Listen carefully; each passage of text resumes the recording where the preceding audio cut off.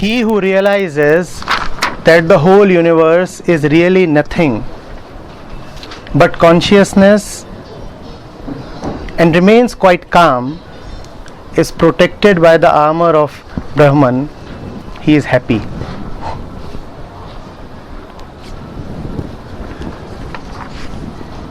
We do not say that the world is something related to us, let alone dependent on us. We see the world as an objective reality, don't we? We say the wall, we say the road, we say the river.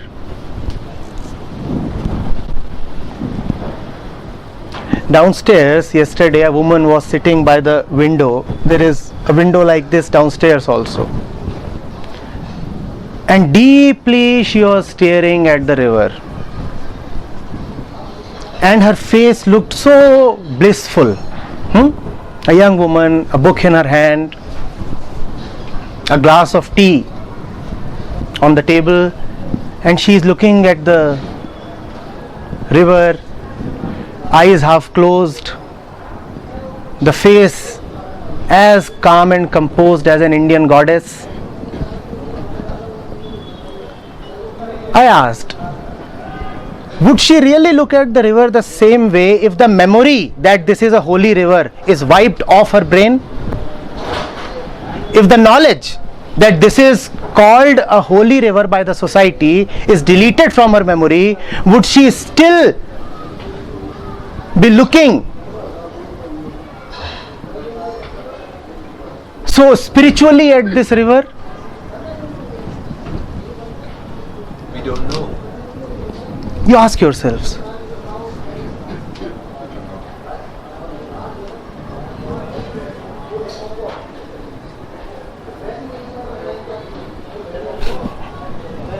I think that I don't know because You can check. Life experiences will reveal the answer to you. I don't know because I live at the Mediterranean and it's not holy and it's not sacred, but it's a beautiful turquoise water and I look at it very often in the same way. Yes. So beauty is not a prerogative of something being called holy. Right? Beauty does not depend on something being socially or spiritually sanctioned as divine. Right? But then we find it important to come to a particular place to feel blissful while looking at a river. Are there no rivers in your respective cities? Is there no holiness in your rivers? What are you doing here? Huh? What's wrong with Gomti? What's wrong with Krishna?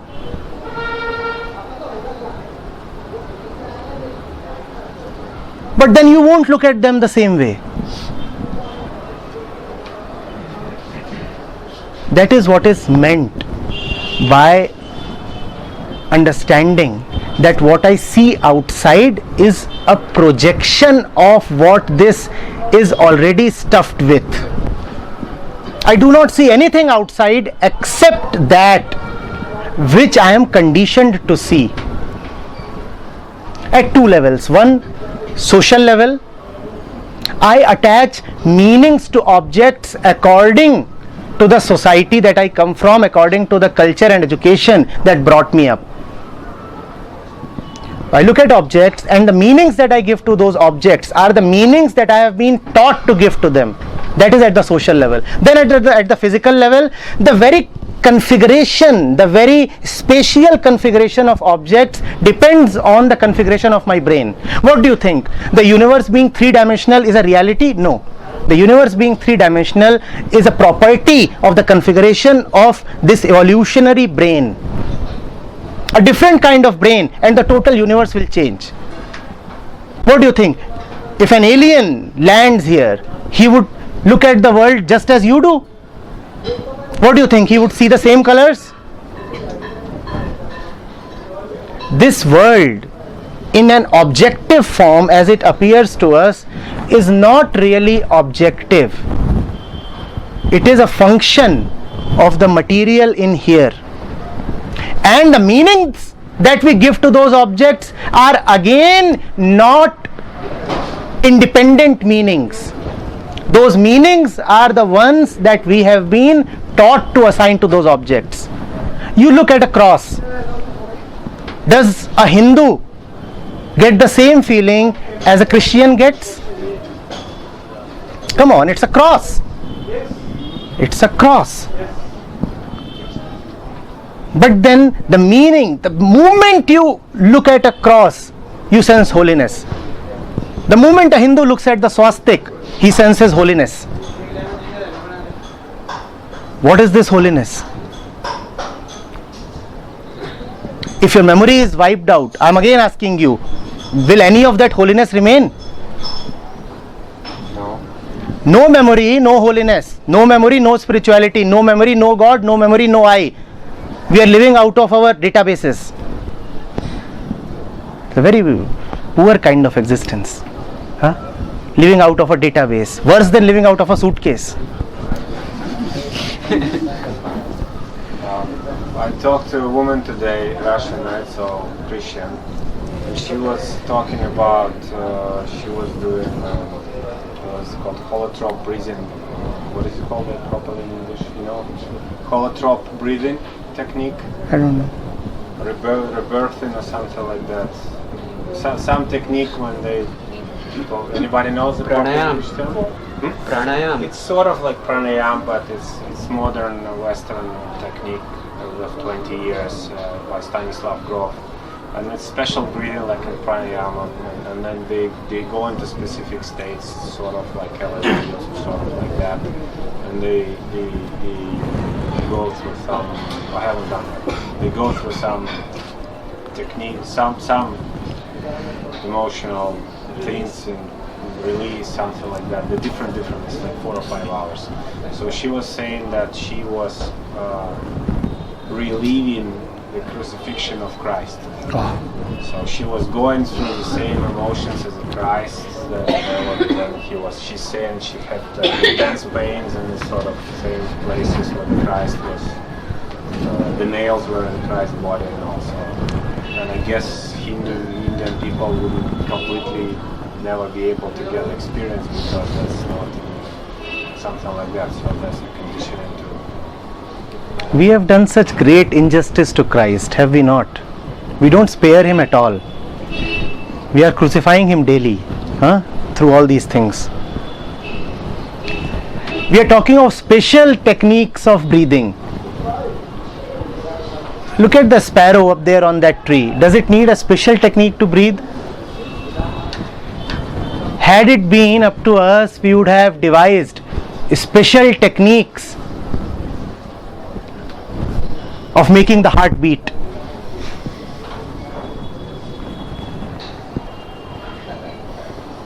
Does the river have to be taught to flow? Do the stars have to be taught to twinkle? Then why do we have to be taught to breathe? We are talking of special techniques. Do we know even normal breathing? And what is so wrong with normal breathing? But man must interfere. Man must say, special, extraordinary, unique. Don't you see all these are just games of ego? What is wrong with just breathing normally?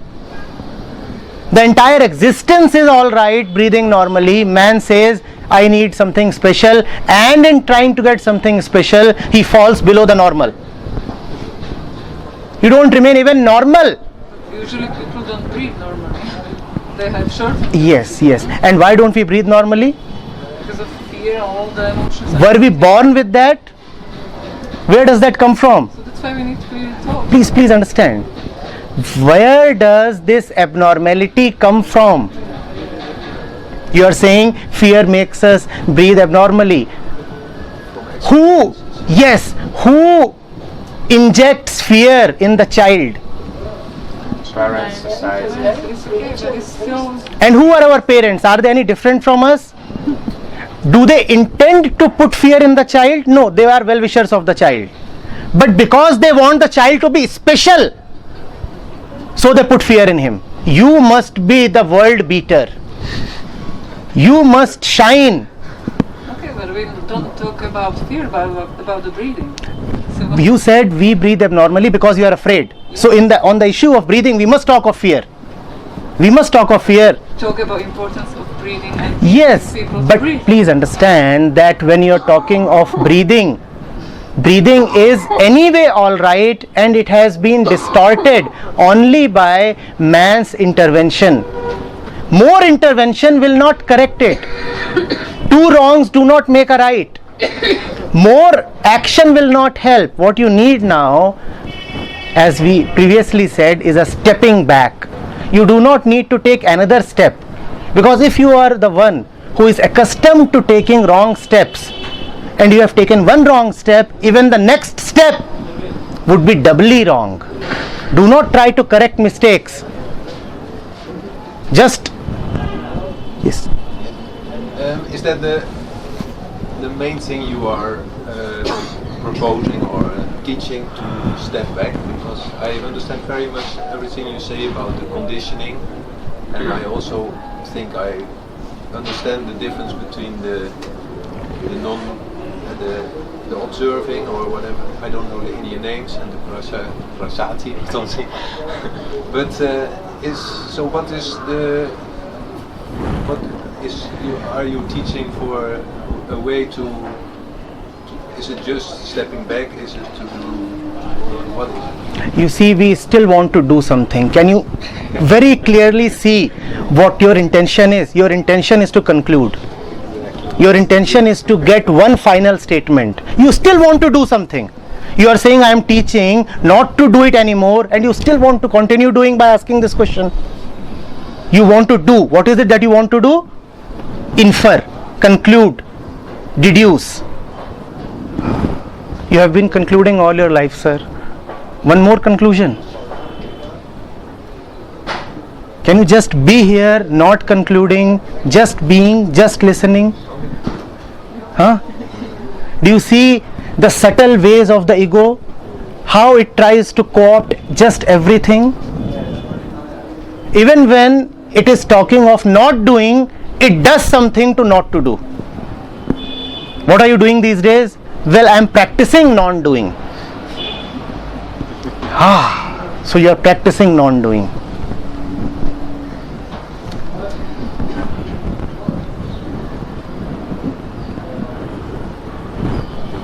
That's the function of the witness. To know, to watch. So that there is no self-deception, so that things don't remain hidden.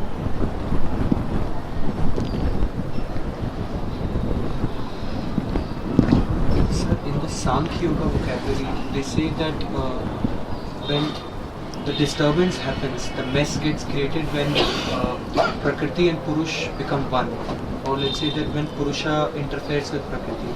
So is it not that the Purusha has not now got distorted, and we need to literally, do a few things to separate him again? Your question is identical with the question the lady asked. In a way, yes. You must understand that distortion is trying to put the Purush in action. That is what the distortion is. When you are talking of distortion, what is the distortion? When you are saying distortion, what exactly is this distortion? This distortion is needless action. And any action that you do will be needless. More of action will not help. Oh, that hurts us to hear this. We want to claim that I corrected the situation through my action. My breath was not proper, so I went, I learned something, and I corrected the breath. That sounds so nice, huh? I am the one who corrected the breath. Otherwise, you would have kept breathing in shallow bursts. Now we are taking deep breath. But you first tell me, you are mankind, you are the world. You are everybody. Is it not you and your action who first spoiled it? It is anyway healthy. Health is inner nature. Health is corrupted when you start poking. Now don't poke anymore, just step back. You don't have to get health from anywhere. Your action will not bring in health. That is the meaning of prayer. That is the meaning of surrender. That is spirituality. Health will not come due to my actions. Health is grace. Health is a given. Health is inner nature. It's a blessing. Huh? Once you lose it, Once you lose it, then you lose yourself who lost it. Who lost it? You. So lose yourself. You will keep losing as long as you are there, because you are a loser. You have been a loser all your life. If you lose it, then the only way to get it back is lose yourself as well. But we want to protect ourselves. Don't try to protect yourself. Don't protect yourself.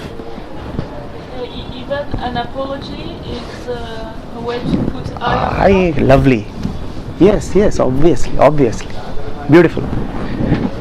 Huh? All kinds of corrective actions. An apology is a corrective action. You are saying, I will correct by apologizing. No. Real apology is to not to remain the woman who made the mistake. I am no more the one who made the mistake, and that is my apology. To apologize means I am the one who made the mistake and I am now trying to correct it. If you are still the one who made the mistake, what is all this apology about? It is hypocrisy. If you are still the one who made the mistake, then your apology is just another mistake. Don't apologize. Give up. Don't remain the same who made the mistake.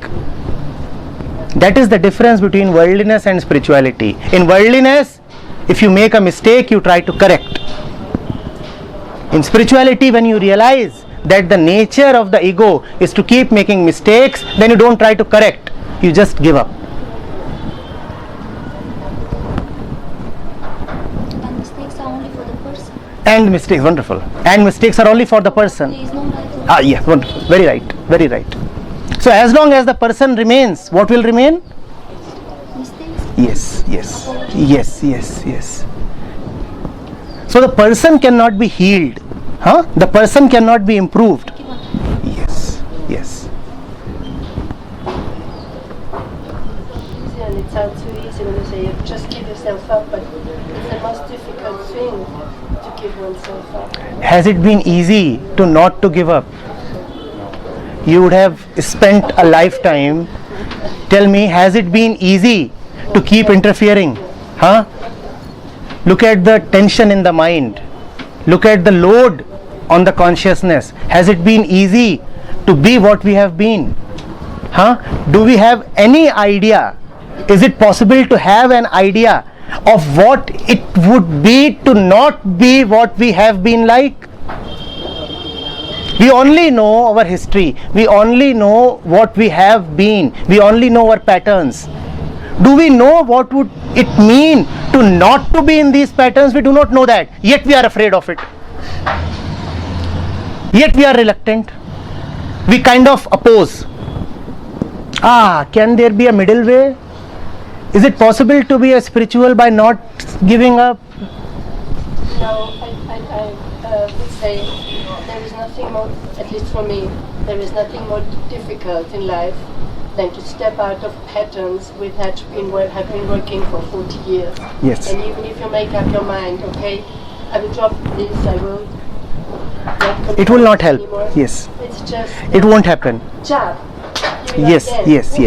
You see, how can you leave something till the time that thing appears to promise pleasure or appears to promise continuity and hence immortality? You drop something, you leave something only when you see what kind of wounds it has been giving you. If my hand is numb and it is holding a burning mass, I will probably not drop it. To drop burning coal from my hand, I first of all need sensitivity in my hands. I first of all need love. If I see that the life that I have been living has only been giving me wounds, and I do not deserve those wounds, it is not my nature to suffer.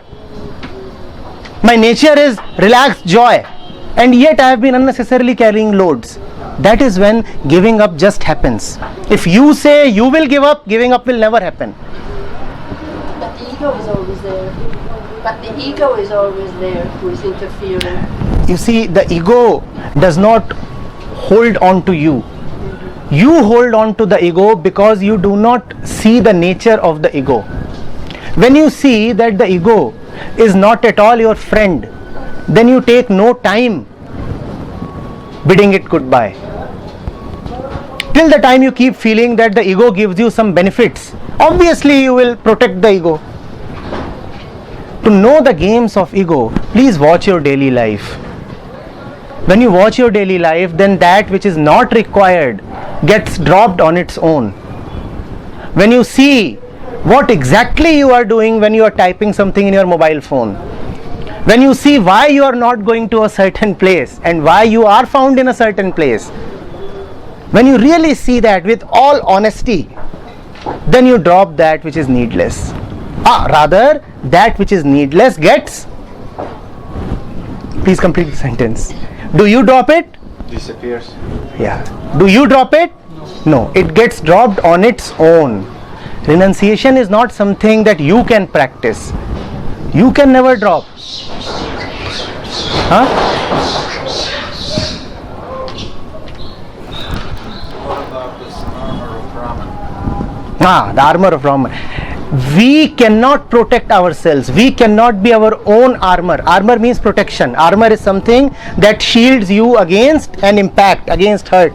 You cannot be your own armor. Only Brahm, and by Brahm what is meant? Not something objective. So nothing can be your armor, which means you do not need an armor. Do not talk about the armor of Brahman. In your life, who decides the armor? Don't you protect yourself in all ways? Insurance policies, woes of marriage, education, job stability, all these are armors. What is being said is you do not need armors. Let Brahm be your armor. And because Brahm is nothing objective, which means no armor. When you have no armor, then life shields you. When you decide that you do not need anything to protect you and you come out absolutely bare-chested, then somehow your heart becomes so strong that it doesn't get hurt. That is what is meant. That is very scary. Oh, that is so scary and so beautiful. Nothing that is beautiful comes without its share of fears. If you are afraid of fears, you will always be afraid of beauty as well.